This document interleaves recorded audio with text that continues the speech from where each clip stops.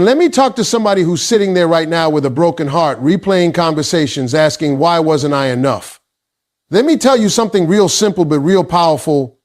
It was never about your value. It was about their character. Let me speak to somebody who is tired, emotionally drained, overthinking at night, checking their phone, waiting for a message that should not even matter anymore.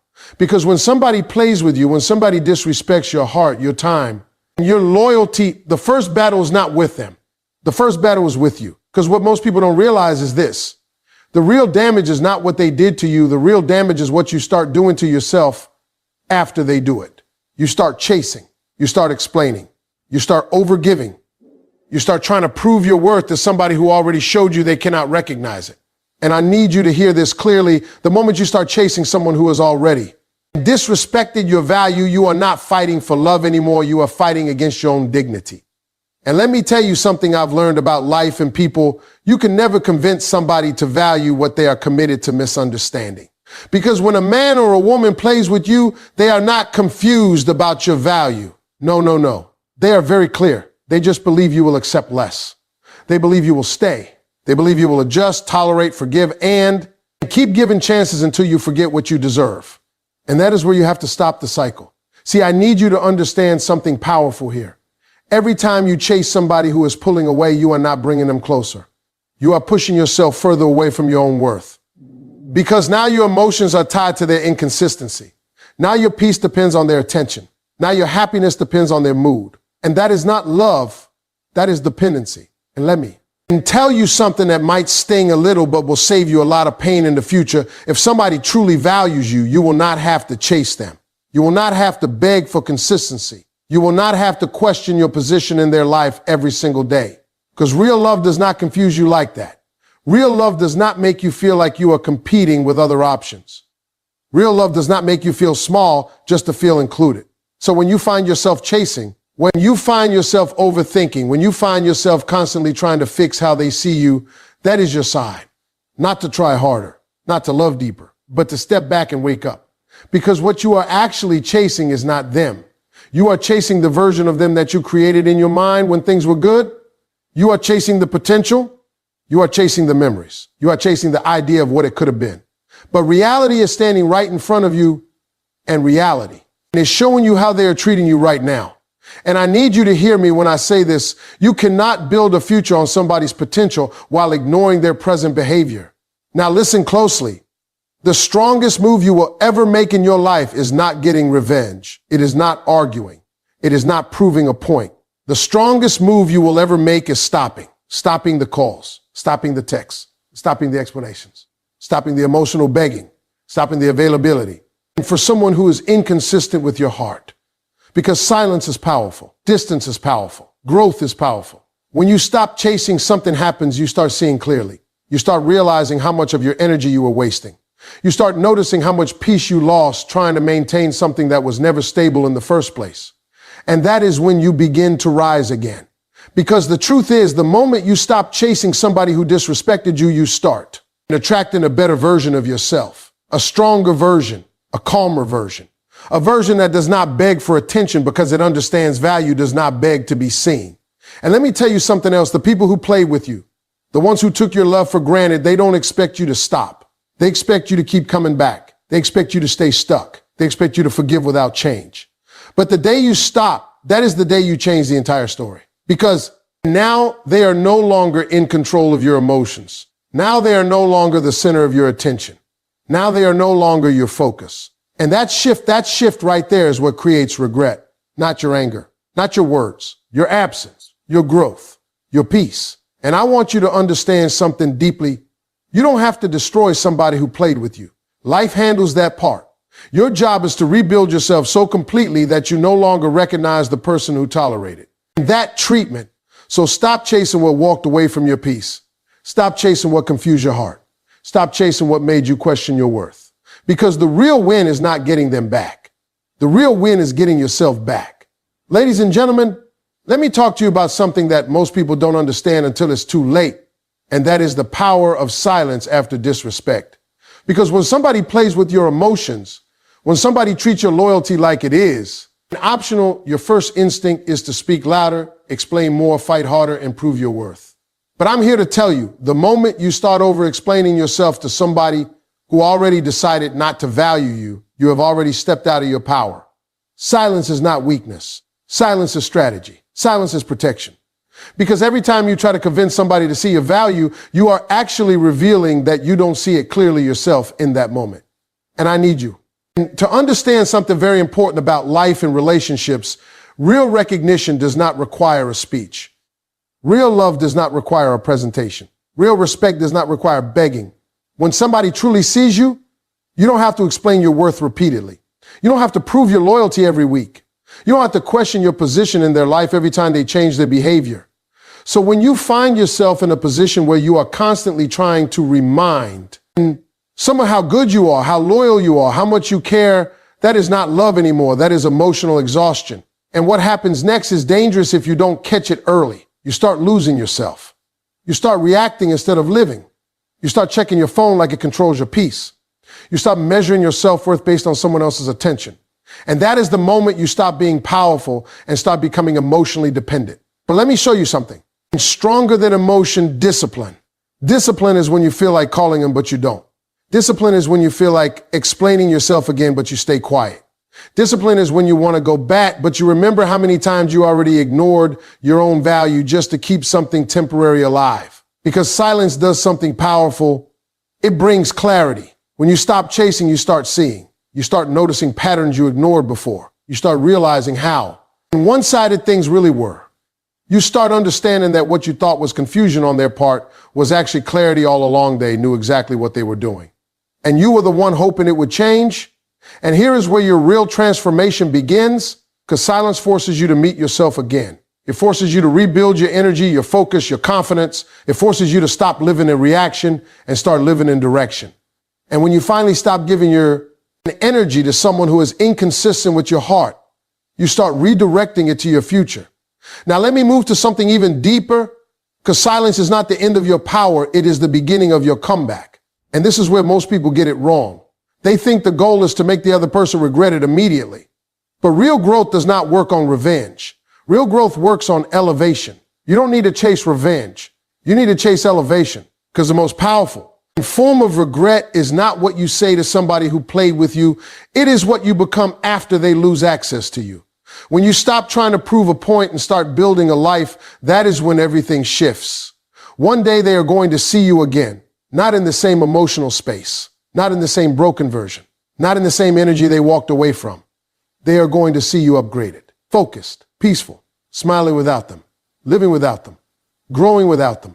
And that version of you is going to speak louder than any argument you ever had. Because let me tell you something about human nature. People don't always regret losing you when you are emotional. They regret losing you when you are unbothered. They regret losing you when you are no longer accessible. They regret losing you when your life no longer pauses for their inconsistency. And here is the truth nobody likes to admit. The version of you that chases, explains, and overgives is not the version that creates regret in someone else. It is the version that confirms their assumption that you will always stay. But the version of you that walks away quietly, rebuilds, and upgrades your life, that is the version they never expected. And by the time they realize it, you are no longer in the same emotional space they left you in. You are no longer available for confusion. You are no longer accessible to inconsistency. You are no longer the person who needed closure from them, because you already gave it to yourself. So understand this clearly. Your glow up is not for them. Your peace is not for them. Your success is not for them. It is for you. But the side effect of becoming a better version of yourself is that people who underestimated you will have to watch you from a distance and wonder where they lost you. And that right there, that is where regret lives. Ladies and gentlemen, let me talk to somebody who is finally waking up from emotional confusion, somebody who gave too much and stayed too long and tolerated things they swore they would never tolerate. Because when somebody plays with your heart, the first thing you lose is not them. The first thing you lose is your clarity. You start questioning your value, your decisions, your worth, and you stop believing that love is supposed to hurt like this. But I need you to understand something from the beginning. Love is not supposed to drain you. Love is not supposed to confuse you, and love is not supposed to make you compete for attention you already deserve freely. The first key truth you must understand is this. Stop measuring your value by someone who failed to recognize it, Because the moment you allow somebody's inconsistent behavior to define your worth, you put yourself in a prison you cannot escape emotionally. You start thinking, maybe if I love harder, they will stay. Maybe if I explain more, they will understand. Maybe if I prove myself again, they will choose me. But listen to me carefully. The problem was never your effort. The problem was their capacity to value what was already real. And you cannot force someone to respect what they have already decided to overlook. So what happens next is dangerous. You start overgiving. You start over-texting. You start over-explaining. You start lowering your standards just to maintain access to somebody who is not even protecting your peace. And I need you to hear this clearly. Every time you abandon your own boundaries to keep someone, you are not building love. You are breaking yourself slowly. Because real love does not require self-abandonment. Real love does not require you to shrink your needs just to fit into someone else's inconsistency. Real love expands you. It does not erase you. And here is the shift you must make. Stop negotiating your worth with someone who is still deciding how to treat you. Because a person who truly values you does not leave you guessing. They do not keep you in emotional confusion. They do not show up when it is convenient and disappear when it is not. So the moment you notice confusion becoming a pattern, that is your answer right there. Clarity does not come from their words. It comes from their actions. And actions have already spoken. Now, the second key truth you must embrace is this: silence is your strongest response. Because after disrespect, after emotional gains, after inconsistency, your power is not in arguing more. Your power is in doing less. See, most people think the way to fix. Heartbreak is communication overload. More calls, more texts, more explanations, more chances. But what you don't realize is that every time you keep chasing someone who is pulling away, you are feeding their assumption that you will always stay available no matter how they treat you. Silence changes everything. Because silence forces distance, and distance creates clarity. When you stop reacting, when you stop chasing, when you stop trying to fix something that the other person is not even, and trying to maintain, you begin to see the truth for what it is. You start realizing you were not in a balanced situation. You were in an emotional imbalance where you gave more than you received. And that realization is painful, but it is also powerful. Because silence does something else. It returns your focus back to you. You start noticing how much energy you lost. You start remembering who you were before the confusion. You start reconnecting with your own peace. And slowly you begin to rebuild yourself without needing validation from someone who was never consistent in the first place. That is not losing love. That is reclaiming yourself. And let me be very clear here. Silence is not about punishment. It is about protection. It is you finally saying, I refuse to continue giving energy to something that keeps hurting me. It is maturity. It is emotional intelligence. It is choosing peace over chaos. Now, the third key truth you must understand is this: your greatest revenge is your transformation. Not anger, not arguments, not trying to make them jealous, but becoming unrecognizable in your growth. Because the version of you that was hurting, waiting, overthinking, and overgiving is not the final version of your story. That was just a chapter, not your identity. Real transformation begins when you take all that emotional energy you were wasting on someone else and redirect it into your life, your goals, your health, your mindset, your confidence, your future. Because the truth is, the same energy used to cry over someone can be the same energy that rebuilds your entire life if you redirect it correctly. And here's what most people don't understand. When you elevate yourself, you don't need to chase closure anymore. Life gives you closure naturally. One day, the same person who ignored your value will see you thriving without them. And that image will stay in their mind longer than any conversation you ever had. Not because you tried to hurt them, but because you outgrew the space they put you in. And by the time they realize what they lost, you are no longer emotionally available for confusion. You are no longer the same person they took for granted. You are no longer standing in the same emotional place. You have moved forward. And that forward movement, that is your real victory. Ladies and gentlemen, let me speak to somebody who has reached that breaking point where you are no longer just hurt. You are tired of being hurt. There is a difference. Hurt still hopes. Tired starts to wake up. And when you get tired of being disrespected, tired of being confused, tired of giving your best to someone who gives you inconsistency in return, that is when your life begins to change. Because the first thing you have to understand is this: not everyone who enters your life is meant to stay, and not everyone who leaves is a loss. Some people are a lesson. Some people are a mirror. Some people are a wake-up call. And when somebody plays with your heart, the real question is not why did they do it? The real question is, why did I allow it for so long? Now listen carefully, because this is where your power starts to return. The first key truth is this: stop ignoring patterns, because people don't confuse you randomly. They show you who they are consistently, and you ignore it repeatedly. The hot and cold behavior, the disappearing acts, the late replies, the broken promises, the emotional distance followed by temporary. And attention, that is not confusion, that is information. But what most people do is they fall in love with potential instead of paying attention to patterns. And let me be honest with you, potential will always lie to you. Potential will make you believe they will change. They will realize, they will come around. But patterns tell the truth every single time. So when you see someone showing you inconsistency, believe the consistency of that inconsistency. Because nobody accidentally treats you well sometimes and poorly other times. That is a choice. And once you understand that, you stop blaming yourself for their behavior. The second key truth is this: stop overinvesting in underinvested relationships. Because one of the biggest emotional traps is giving 100% to someone who is giving you 20%. And you think if you give more, it will balance out. If you love harder, they will love back. If you stay patient, they will eventually realize your value. But life does not work like in emotional mathematics. When someone is not investing in you equally, you are not in a relationship anymore. You are in a depletion cycle.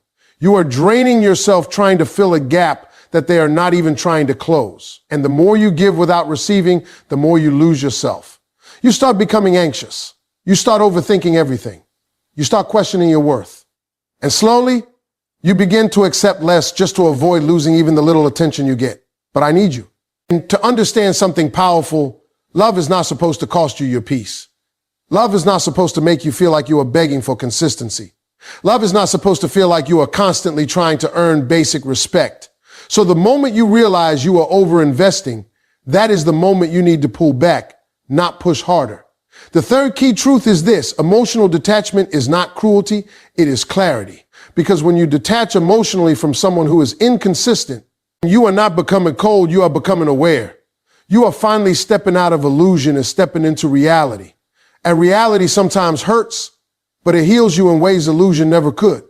Emotional detachment is when you stop reacting to their behavior. You stop checking their social media for answers. You stop waiting for explanations. You stop letting their mood decide your peace. You stop allowing their presence or absence to control your emotional state. And in that space, you begin to find yourself again. Because the truth is, when you are too emotionally attached, you lose your identity in the connection.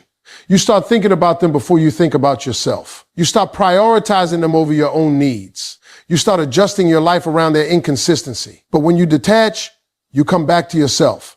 You start rebuilding your focus, your goals, your confidence. You start remembering that your life does not revolve around someone else's